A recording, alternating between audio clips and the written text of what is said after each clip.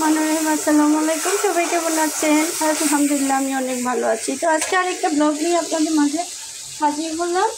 আমি আজকে রান্নাবান্না শুরু করে দিচ্ছি। দুপুরে এখানে ইটা শুকিয়ে দিয়ে আমি ঝিঙ্গা রান্না করতেছি, তারপর করলা ভাজি করবো। আরেকটা আজকে স্পেশাল রান্না করব, এই ইসা শুটকি দিয়ে এটা মরিচগুলো করব আমাদের চট্টগ্রামের। তো আমার সাথে থাকুন সবাই।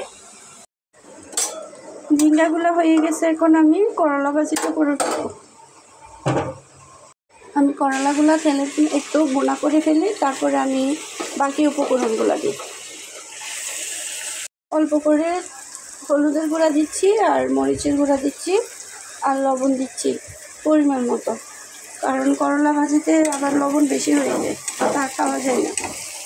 আমি এগুলা বোনা করব। এখন করলা বোনাটা আমার হয়ে গেল। এখন তারপর আমি ইটা শুটকির মরিচগুলাটা দিয়ে দেবো। মরিচটা দিয়ে দিচ্ছি। এখন আদা রসুন বাটা দিয়ে একটু হালকা করে, তারপর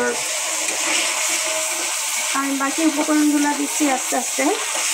এই মরিচগুলাটা কিন্তু অনেক মজা খেতে, শুকনা শুকনা বাদ দিয়ে যদি আপনারা যে কেউ খান, এই মরিচগুলাটা অনেক মজার। তা আমি বেশি করে লাল মরিচের গুঁড়া দিচ্ছি, যেহেতু মরিচগুলা এটা ভালো মতো মরিচ ঝাল ঝাল না হলে ভালো লাগবে না।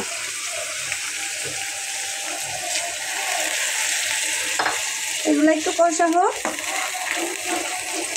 আমি কাঁচা মরিচ রাখছি, এগুলো ধুয়ে রাখছি, এখানে দেব।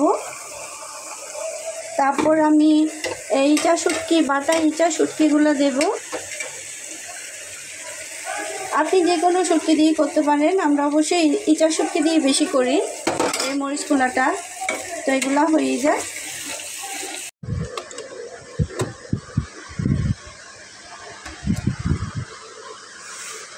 জানালা খোলা দেওয়া হয় না, বাইরে কিন্তু রোদ উঠছে, খুব সুন্দর রোদ উঠছে, আকাশে মেঘও আছে, ঠান্ডা ঠান্ডা বাতাস আসতেছে, ভালো লাগতেছে। কুলাটা হয়ে গেছে আমার। এরকম মরিচগুলা যদি থাকে সাদা ভাত দিয়ে অনেক মজা লাগে। পানিগুলো একটু ঠান্ডা হোক, অনেক গরম পড়তেছে। পানি সিদ্ধ করলে ঠান্ডা হয় না। কীভাবে রাখছে।